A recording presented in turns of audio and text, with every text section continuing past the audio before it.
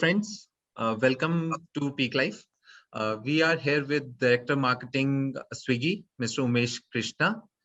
He is here to share his insights about how he has grown in the company and how he has evolved over the years, and some more things which not everybody knows about him. So I welcome and I thank Mr. Umesh Krishna for accepting this interview, because it's been very busy schedule for him, especially during these times. I thank him for it. So Umesh, welcome. Thank you, Abhinav. Thank you. And thanks to your team also for being in touch with me and cordially inviting me to this. Very happy to join in for a chat today. Sure, thanks. So let's start at Umesh. Umesh, being part of one of the most promising startup in the country, Swiggy, what is your biggest learning so far? I think Swiggy as an organization has always surprised me. Even I joined in when it was hardly 3 years old. Now we are into celebrating our 7th birthday in a week's time. What really surprised me was the kind of maturity and quality of thinking that went in, even when the firm was fairly young, right? Whether it's in terms of having a vision, a certain defined set of values and ways of working.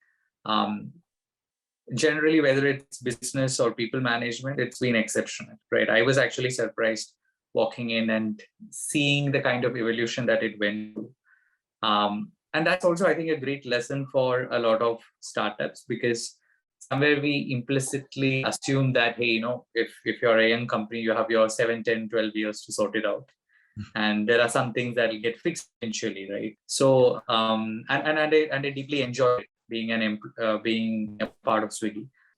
Surely people tend to move around. If the company is not supporting its employees, I don't think anybody nowadays is not vulnerable to moving on. But I'm sure Swiggy has done that successfully, because I know quite a few people who have retained, have stayed in such startups. So that's an environment which plays a very key role in that. And what according to you is a successful marketing strategy, and especially during these times where everything has gone haywire, where marketing is the only way forward, and how to be available everywhere and seen everywhere? What do you think is the successful marketing strategy during these times? It's a tough one, I know, very philosophical. Sure. So I obviously sorry, but I may have to start with a very textbook definition of multi-moment marketing, right? In the end, it's about reaching the right audience at the right time, and talking to them with the right messaging, right? Yes. So very often, in that attempt to be relevant with your moment marketing efforts, brands tend to do too much. And I'm obviously contextualizing this a bit in terms of COVID. Now, a COVID's going to happen, or someone's going to win a medal for India at the Olympics. You don't have to be part of every single conversation. No. The risk is sometimes the lack of relevance from a customer point of view, when he comes across the messaging. Second is also that you could tire out the consumers also a little bit. So in the COVID context, a lot of advertising, a lot of communication started sounding exceedingly similar. And then I'm sure that the effectiveness was also low. And talking about this responsiveness and talking about being relevant, Swiggy is known for its quirky campaigns. And I'm a big fan of those as well. And especially when talking about some relevant tweets, some relevant humor, some best practices. How does that thought comes into process? And tell us about this, because this is a big learning for any marketer hearing this conversation. Sure. Difficult question to answer, in the sense that I think it's been part planning and part luck. Sometimes you run into that particular brand of humor, and eventually, you can't write it down in a brief saying that, hey, this is the kind of humor I want. You will have to build it over a set of communications, then probably let your assets and strategy kind of define what your tone is, what your brand of humor is. And I think we're successful in terms of building that. A lot of that actually comes from very deep insighting. One would think, hey, jokes are all about the creative process. It's not necessarily that, because when you crack a joke, it's important, especially in a country like India, that India, it doesn't hit you the wrong way, right? you can be very So easily on the even other side of it. Yeah, absolutely. So especially our advertising very often features families and multi-generation families. true. Always sit in that Indian household, and people think it's their house. It's not an Yes, advertising family. It's not ad film family, right? yes, So even the kind of humor that we crack, we have to be sure that it hits the right notes and doesn't strike anybody the wrong way. So a lot of efforts go into all of that. yes, Even on social, I would say a lot of it in terms of being relevant. And I think somewhere we are lucky to be in this category too, because there's so much daily engagement. yeah, Food true. is something where you can, connect anything and everything to food directly or indirectly. Versus I have worked for categories where it's not always easy to bring that relevance. Yes, People might be buying you once in 6 months, so you yes. like be there in their inbox every. Talking about food, this pandemic, of course, has given us many reasons of eating different types of food. I think, and everybody, it started from eating only wellness food. Then, everybody got into that baking mode. Everybody then got into that gourmet thing. What do you think now? Because now food and the center of it has become the food delivery apps, and we all are, and are, encapsulated in our brains that okay, we need to be part of those food delivery apps. How do you see it growing beyond the urban culture now? Because beyond urban culture is a huge market which is lying. How do you see the industry growing in that sector? Great question. So when I was in fact listening to the first half of the question, I was processing and saying, hey, probably we need to talk about that long tail audience, the Yes. non so-called urban audience also in this chat. Yeah. I'm very happy that. So one, of course, there is this very evolved, very urban kind of consumer psychographic who kind of thinks, in the Dalgona coffee kind of direction, right? You kind of like run certain fads, but you're always like highly affiliated to the category and you use it X number of times. That's of course there. The core audience is very strong, and that's that they drive a lot of business.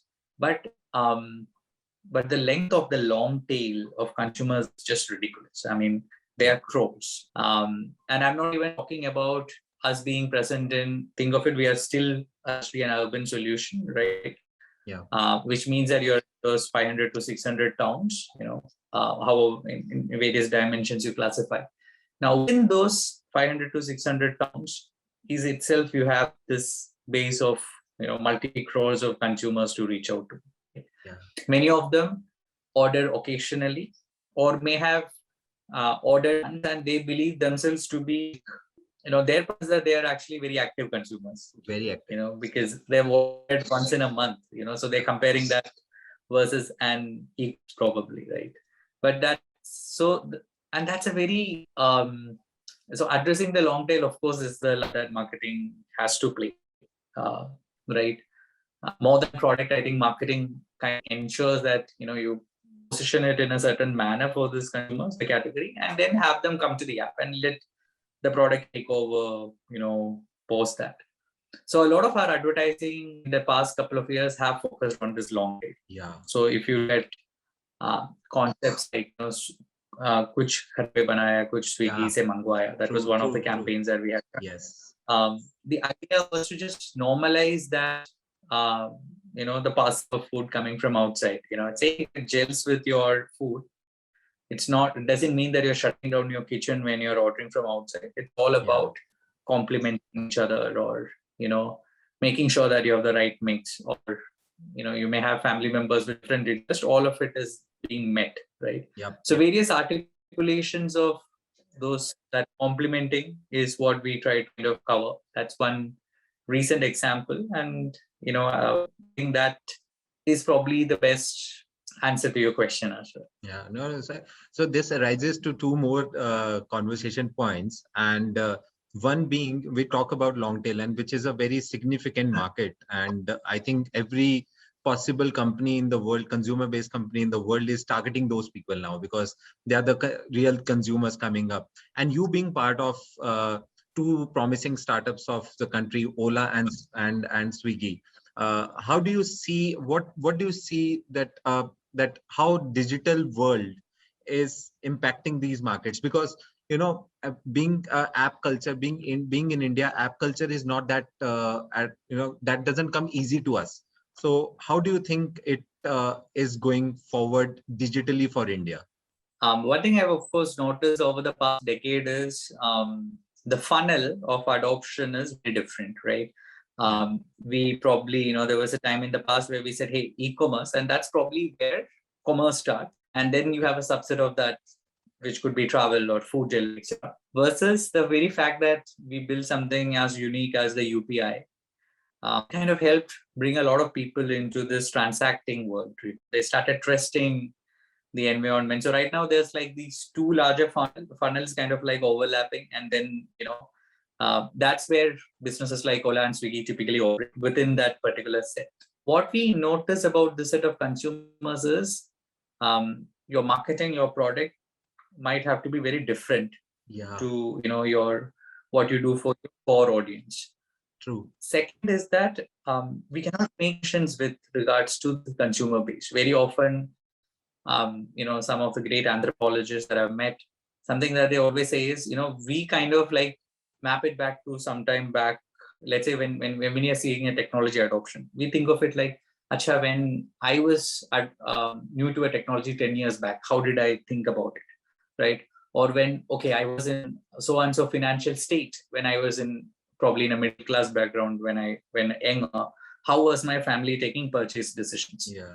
Very often we make assumptions based on that and try to mirror to the current long tail of audience, which is because they have their set of problems. They live in a different era, so do not map your life as or your past experience and just assume that it works for the current set of audience, right? The long tail.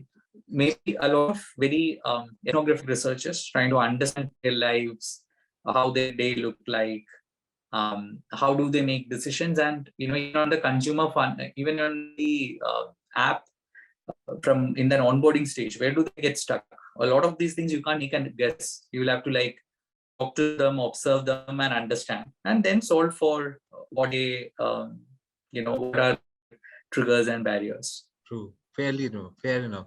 And now see, and this also brings in one more notion of that digital world. The digital world is changing at an enormous pace. And it's very, very hard to keep up the latest updates, the latest trend. You wake up in the morning and you find a new trend coming up, and you wake up in the morning that there is a new technology. Now Google is coming up with something else. How do you keep up with this? How do you keep yourself updated?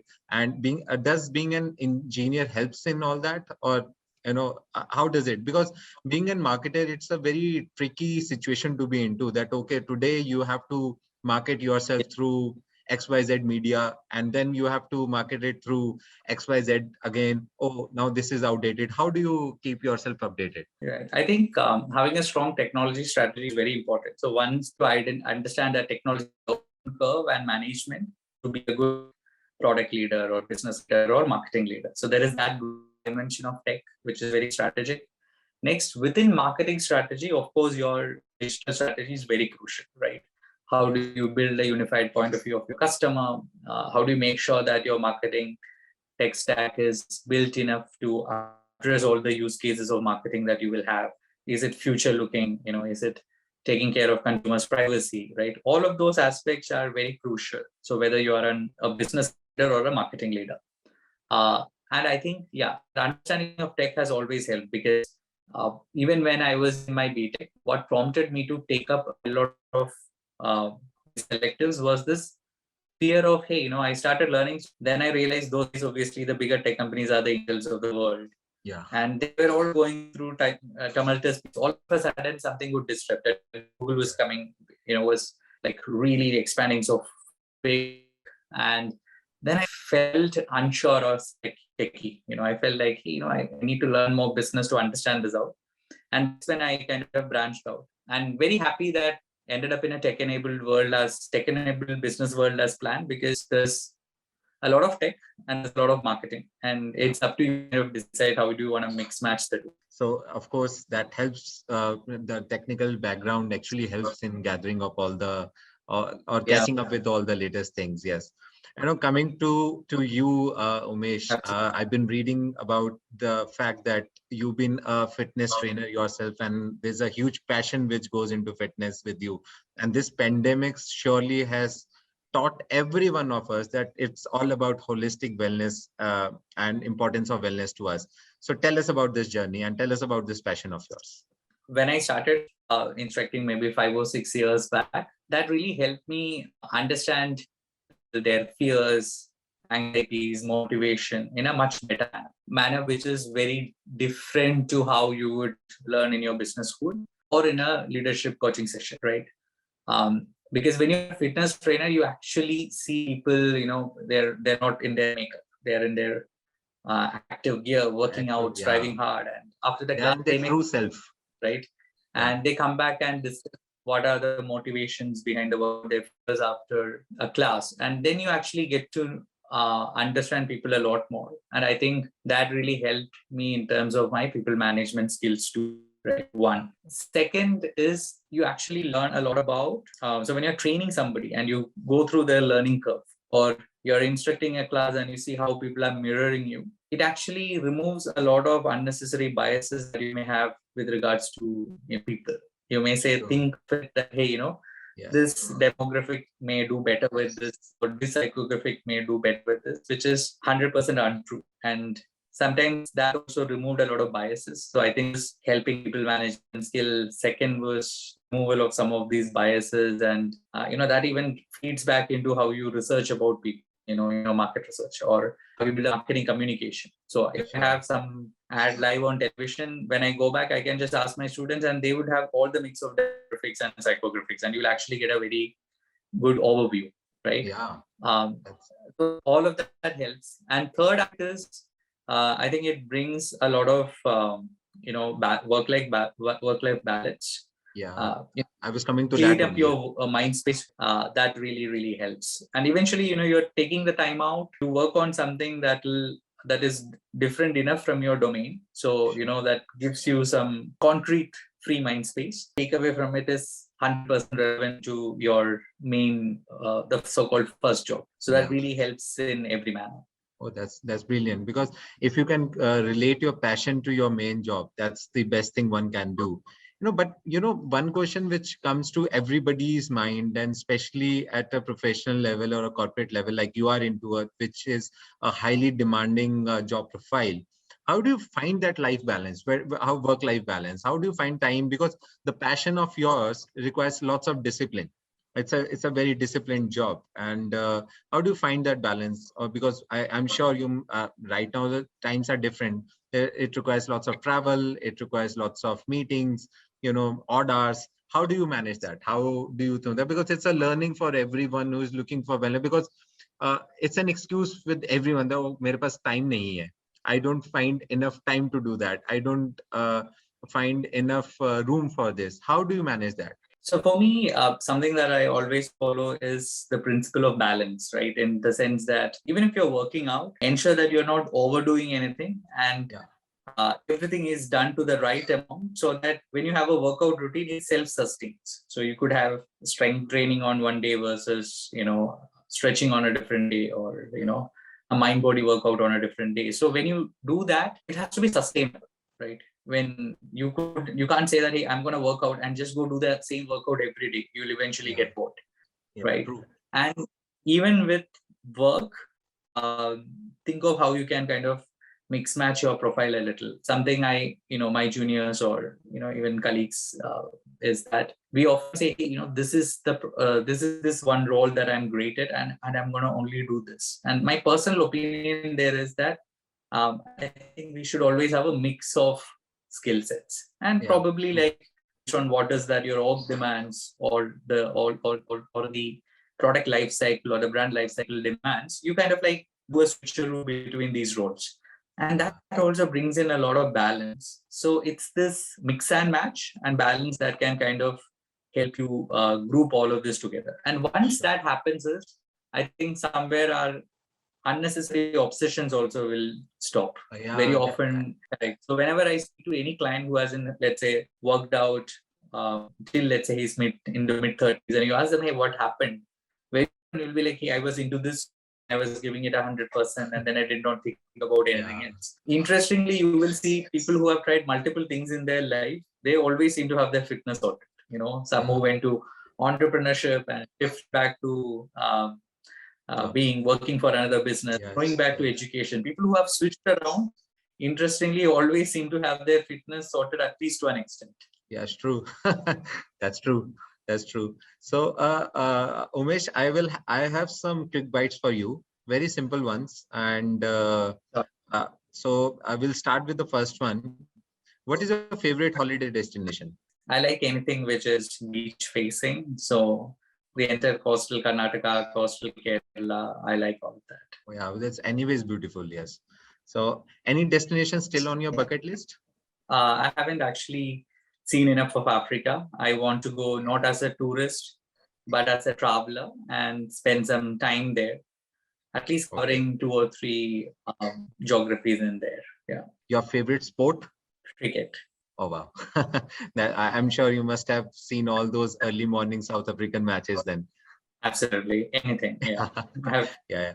I would sit through even 90 overs test match, even if it's in West Indies. A digital watch or an analog watch? Digital watch for when I'm at the gym, but analog watch everywhere else. Yeah, that's true.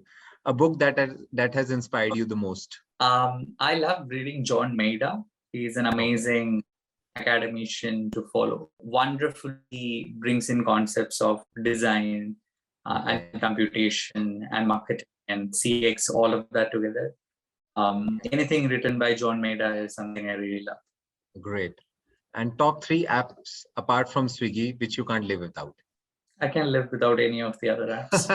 That's a good answer to hear that. That's all for today. Umesh, thank you for joining us. Any message to all the viewers if you want to say something? I think obviously we are exiting another wave and everything looking bright and sunny right now. I hope that all of you guys seep into the normalcy very quickly and get back to your routine / normal lives that all of us aspire to. Absolutely. And that's what we at PEAKLIFE wish everyone to be at home and stay safe. Use a mask and be healthy. Thank you. Thank you, Umesh. Thank you for joining us. It's a pleasure talking to you. Thank you.